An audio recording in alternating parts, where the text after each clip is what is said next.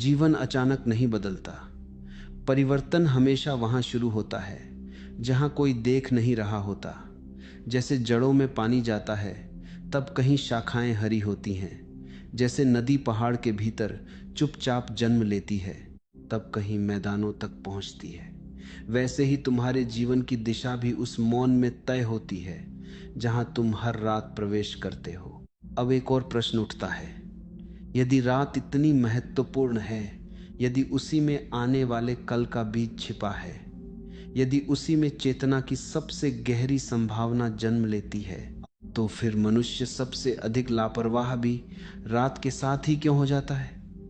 क्यों वह पूरे दिन अपने भविष्य की चिंता करता है लेकिन उस क्षण को अनदेखा कर देता है जहां भविष्य वास्तव में आकार ले रहा होता है? यहीं से यात्रा शुरू होती है। क्योंकि समस्या केवल इतनी नहीं है कि तुम देर से सोते हो, समस्या यह है कि तुम यह जाने बिना सोते हो कि उस क्षण तुम अपने आने वाले पूरे दिन की रचना कर रहे हो।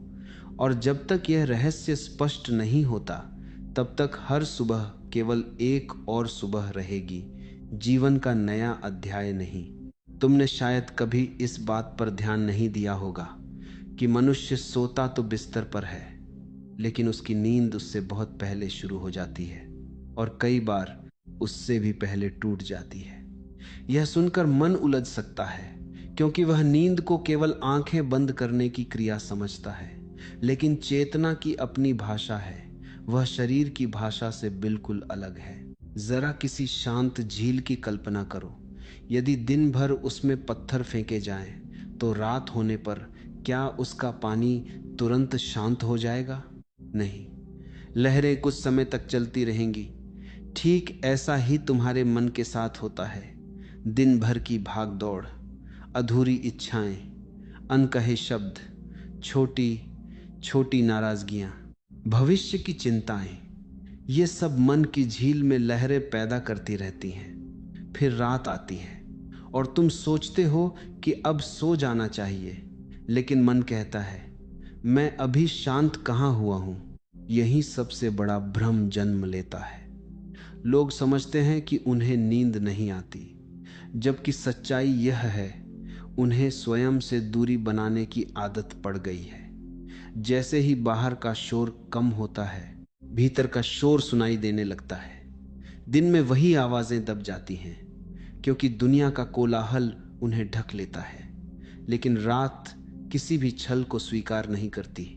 वह तुम्हें तुम्हारे सामने खड़ा कर देती है। इसीलिए कुछ लोग बिस्तर पर लेटते ही मोबाइल उठा लेते हैं, कुछ बिना कारण वीडियो देखते रहते हैं, कुछ बार बार संदेश पढ़ते हैं। उन्हें लगता है कि वे समय काट रहे हैं, पर वास्तव में वे उस मौन से भाग रहे होते हैं जिसमें उन्हें अपने ही मन की आवाज सुनाई दे सकती है। मनुष्य को अंधेरे से उतना भय नहीं लगता जितना अपने भीतर छिपी हुई सच्चाइयों से लगता है। एक और रहस्य समझो, मन कभी थकता नहीं, वह केवल उलझता है। थकता शरीर है, उलझता मन है।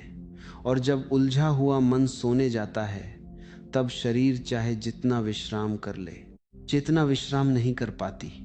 इसलिए कई लोग 8 घंटे सोकर भी थके हुए उठते हैं, जबकि कुछ लोग कम समय में भी ताजगी महसूस करते हैं। अंतर केवल घंटों का नहीं, भीतर की गुणवत्ता का है। मन की एक विचित्र आदत है, जिसे दिन में पूरा नहीं कर पाता उसे रात में दोहराने लगता है।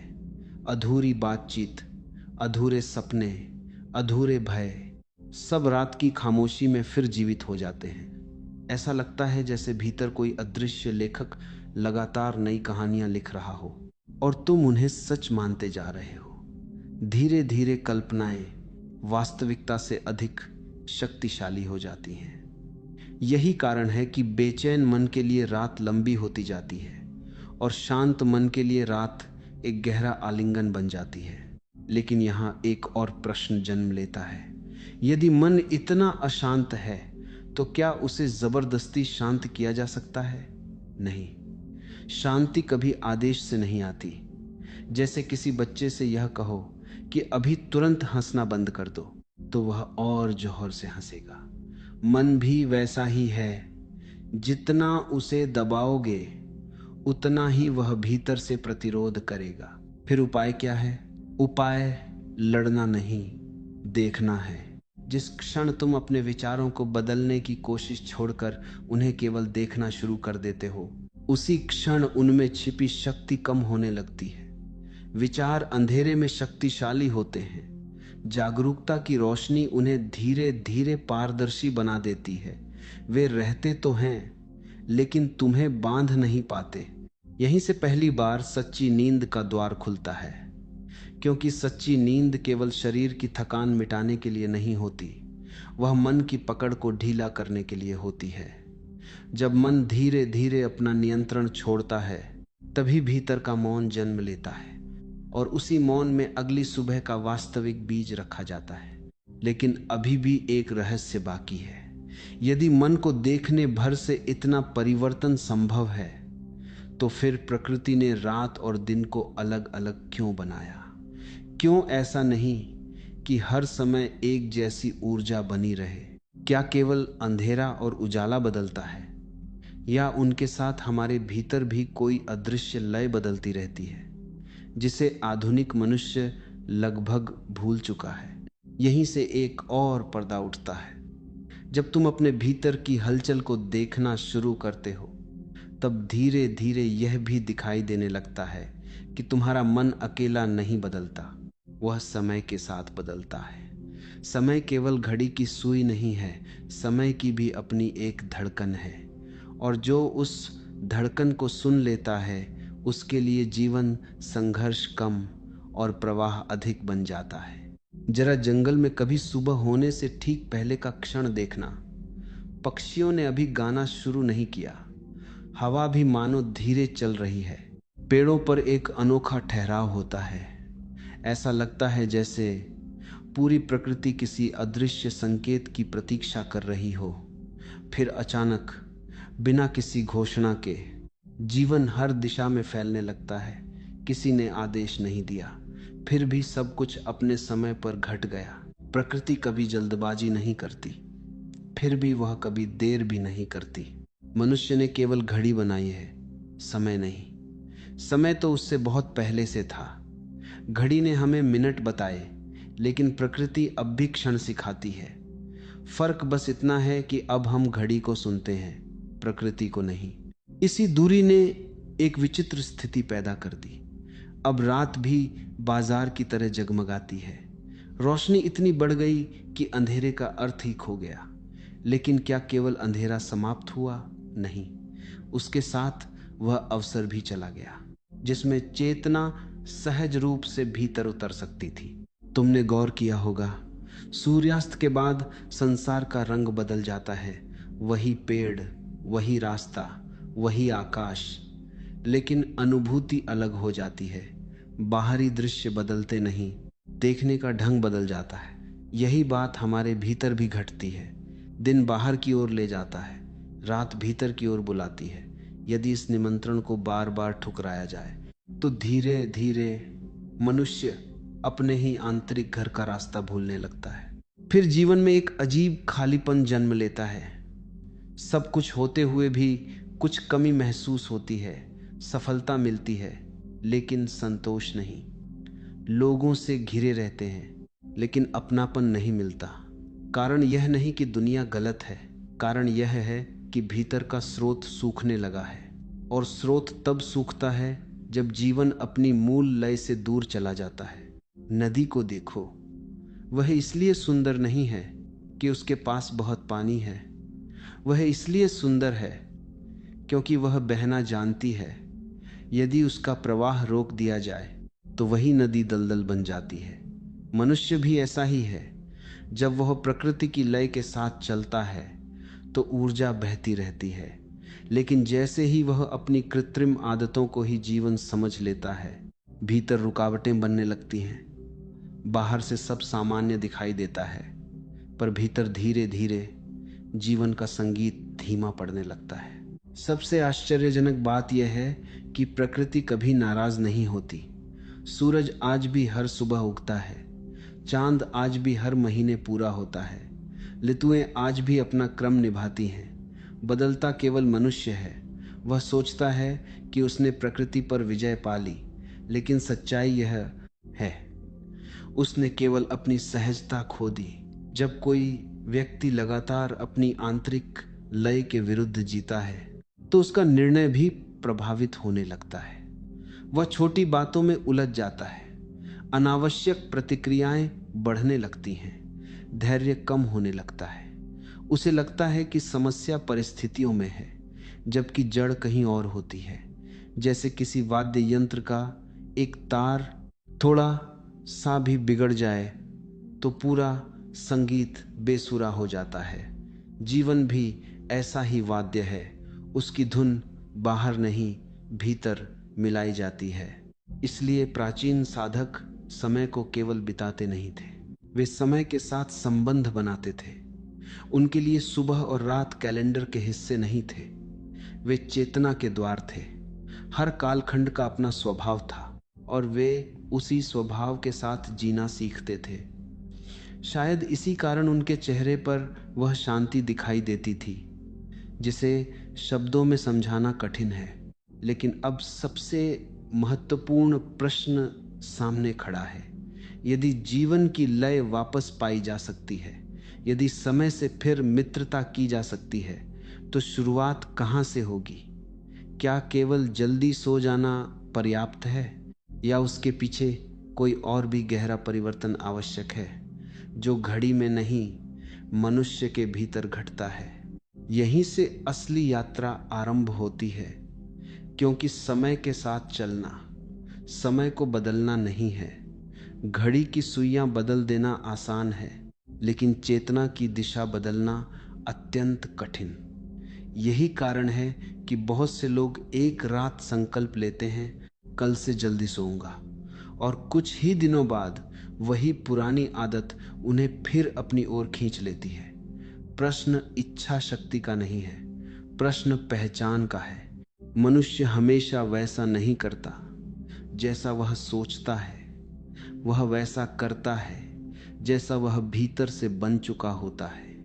यदि भीतर बेचैनी है तो रात उसे किसी न किसी बहाने जगा लेगी। यदि भीतर स्पष्टता है तो अंधेरा उसे विश्राम की ओर ले जाएगा। इसलिए परिवर्तन कभी अलार्म से शुरू नहीं होता। परिवर्तन उस क्षण शुरू होता है जब तुम अपने जीवन को पहली बार बिना किसी बहाने के देख लेते हो। सोचो, एक यात्री रास्ता भटक जाए, वह जितनी तेज दौड़ेगा उतना ही मंजिल से दूर जाएगा। पहले उसे रुकना होगा, दिशा देखनी होगी, तभी अगला कदम अर्थपूर्ण बनेगा। जीवन भी ऐसा ही है, लगातार व्यस्त रहना, आगे बढ़ना नहीं होता। कई बार रुक जाना सबसे बड़ी प्रगति बन जाता है। यही कारण है कि मौन इतना आवश्यक है। मौन शब्दों की अनुपस्थिति नहीं, स्वयं की उपस्थिति है। जब बाहर का शोर धीरे धीरे पीछे हटता है, तब भीतर एक सूक्ष्म आवाज सुनाई देने लगती है। वह आदेश नहीं देती, केवल संकेत देती है। दुर्भाग्य यह है कि अधिकांश लोग उस आवाज तक पहुंचने से पहले ही स्वयं को किसी नए शोर में उलझा लेते हैं। ध्यान देना, आदतें कभी अकेली नहीं आती। हर आदत के पीछे एक अदृश्य विश्वास छिपा होता है। यदि कोई व्यक्ति हर रात अपने विश्राम को टालता है तो संभव है कि वह अनजाने में यह मान बैठा हो कि लगातार व्यस्त रहना ही मूल्यवान होना है। उसे लगता है कि रुकना समय की बर्बादी है, लेकिन प्रकृति का नियम बिल्कुल उल्टा है। जो वृक्ष पूरे वर्ष बिना रुके फल देने लगे, वह कुछ ही समय में सूख जाएगा। हर सृजन के बीच विश्राम का अंतराल आवश्यक है। मनुष्य ने विश्राम को आलस्य समझ लिया और यही सबसे बड़ी भूल हुई। विश्राम का अर्थ निष्क्रिय होना नहीं है। विश्राम वह अवस्था है जहां ऊर्जा बिखरना बंद कर देती है। जैसे सूर्य की किरणें चारों ओर फैली रहे तो केवल प्रकाश देती हैं, लेकिन वही किरणें एक बिंदु पर केंद्रित हो जाएं तो अग्नि बन जाती हैं। ठीक वैसे ही बिखरा हुआ मन थका हुआ रहता है, और एकत्रित मन शांत होते हुए भी अत्यंत शक्तिशाली होता है। यही कारण है कि रात केवल सोने का अवसर नहीं है, यह स्वयं को फिर से एकत्र करने का समय है। पूरे दिन तुमने अपने विचार अनेक दिशाओं में बांट दिए, कहीं चिंता में, कहीं तुलना में, कहीं अपेक्षाओं में, कहीं स्मृतियों में। यदि उन्हें वापस नहीं बुलाया गया तो अगली सुबह तुम फिर उसी बिखराव के साथ उठोगे। शरीर नया दिन शुरू करेगा, लेकिन मन कल की धूल उठाकर साथ ले चलेगा। जो व्यक्ति हर रात अपने भीतर लौटना सीख लेता है, उसके जीवन में एक अद्भुत परिवर्तन होने लगता है। उस परिस्थितियों को नियंत्रित करने की आवश्यकता कम पड़ती है, क्योंकि वह स्वयं पर अधिकार पाने लगता है। और जिसने स्वयं को संभाल लिया, उसके लिए संसार उतना कठिन नहीं रह जाता। धीरे धीरे वह समझने लगता है कि वास्तविक अनुशासन बाहर से थोपा नहीं जा सकता। यदि उसे नियमों के सहारे बनाए रखना पड़े तो वह बोझ बन जाएगा, लेकिन यदि वही अनुशासन समझ से जन्म ले तो वह स्वभाव बन जाता है। तब जल्दी सोना किसी लक्ष्य की तरह नहीं लगता, वह उतना ही सहज हो जाता है जितना सांस लेना। और तब एक दिन, बिना किसी प्रयास के, तुम्हें महसूस होगा कि सुबह पहले जैसी नहीं रही। बाहर का सूरज तो वही है, लेकिन उसे देखने वाला व्यक्ति बदलने लगा है। उसकी दृष्टि में हल्कापन है, निर्णयों में धैर्य है, और भीतर एक ऐसा संतुलन है जिसे शब्दों में बांधना कठिन है। लेकिन अभी अंतिम रहस्य शेष है। यदि यह परिवर्तन भीतर जन्म ले चुका है, यदि मन ने अपनी बिखरी हुई ऊर्जा समेटनी शुरू कर दी है, तो क्या यही जीवन का अंतिम लक्ष्य है, या यह तो केवल उस नए मनुष्य का आरंभ है जो हर सुबह केवल जागता नहीं बल्कि नए रूप में जन्म लेता है। और अब हम उस अंतिम द्वार पर खड़े हैं, जहां प्रश्न यह नहीं रह जाता कि तुम कब सोते हो, बल्कि यह कि तुम हर रात किस रूप में समाप्त होते हो और हर सुबह किस रूप में जन्म लेते हो। क्योंकि जिसने इस रहस्य को समझ लिया, उसके लिए जीवन दिनों की गिनती नहीं रह जाता, वह चेतना की यात्रा बन जाता है। मनुष्य अक्सर सोचता है कि परिवर्तन किसी बड़े अवसर से आएगा, नई नौकरी, नया घर, नए संबंध, अधिक धन, अधिक सम्मान। लेकिन जीवन का अपना तरीका है। वह सबसे गहरे परिवर्तन हमेशा उन जगहों पर छिपाता है जिन्हें मन साधारण समझकर छोड़ देता है। रात भी उन्हीं में से एक है, वही रात जिसे लोग केवल दिन का अंत मानते हैं, वास्तव में अगले जीवन का प्रारंभ होती है। ध्यान से देखना, हर शाम सूर्य डूबता है। क्या वह हार कर जाता है? नहीं, वह बिना किसी भय के क्षितिज के पार चला जाता है, क्योंकि उसे विश्वास है कि लौटना निश्चित है। प्रकृति हमें प्रतिदिन यही शिक्षा देती है। जो सहजता से समाप्त होना जानता है वही पूर्णता से लौटता है। लेकिन मनुष्य समाप्त होना नहीं सीख पाया। वह दिन को पकड़कर रखना चाहता है, इसलिए उसकी रात भी अधूरी रह जाती है। यही अधूरापन धीरे धीरे पूरे जीवन का स्वभाव बन जाता है। अधूरे विचार, अधूरे निर्णय, अधूरी मुस्कान, अधूरे संबंध। फिर वह पूछता है, मुझे शांति क्यों नहीं मिलती? शांति कहीं बाहर खोई नहीं है, वह तो वहीं प्रतीक्षा कर रही है जहां तुमने स्वयं को अंतिम बार पूरी तरह स्वीकार किया था। जब तुम हर रात अपने भीतर जो कुछ भी घटा उसे बिना न्याय किए देख लेते हो, तब एक अद्भुत हल्कापन जन्म लेता है। तुम्हें स्वयं को सही साबित करने की आवश्यकता नहीं रहती। दूसरों से जीतने की बेचैनी कम होने लगती है। तुलना का भार उतरने लगता है, क्योंकि जो व्यक्ति स्वयं के साथ सहज हो गया, उसे दुनिया से प्रमाण लेने की आवश्यकता नहीं रहती। यहीं से जीवन में एक नई सुगंध फैलती है। तुम पाओगे कि छोटी छोटी बातें जो पहले क्रोध पैदा करती थीं, अब केवल मुस्कान बन जाती हैं। जो परिस्थितियां पहले तुम्हें तोड़ देती थीं, अब वही तुम्हें सिखाने लगती हैं। संसार बदल गया, ऐसा नहीं होता। देखने वाला बदल जाता है, और जब दृष्टि बदलती है तब वही संसार नया दिखाई देता है। याद रखो, सुबह जल्दी उठ जाना उपलब्धि नहीं है। उपलब्धि यह है कि तुम्हारे भीतर ऐसा मौन जन्म ले जहां जागने से पहले ही जीवन के प्रति कृतज्ञता महसूस होने लगे। जब आंखें खुले और पहला विचार शिकायत का नहीं, अस्तित्व के प्रति धन्यवाद का हो, उस क्षण समझ लेना तुम्हारी यात्रा दिशा पकड़ चुकी है। तब समय तुम्हारा शत्रु नहीं रहता, वह तुम्हारा साथी बन जाता है। हर संध्या तुम्हें विश्राम की ओर ले जाती है और हर प्रभात तुम्हें नई संभावना सौंप देता है। तुम समय के पीछे भागना छोड़ देते हो, क्योंकि तुम्हें अनुभव होने लगता है कि जो वर्तमान में पूरी तरह उपस्थित है उसके लिए हर क्षण पर्याप्त है। लोग पूछते हैं, जिंदगी कैसे बदले? उत्तर बहुत शांत है।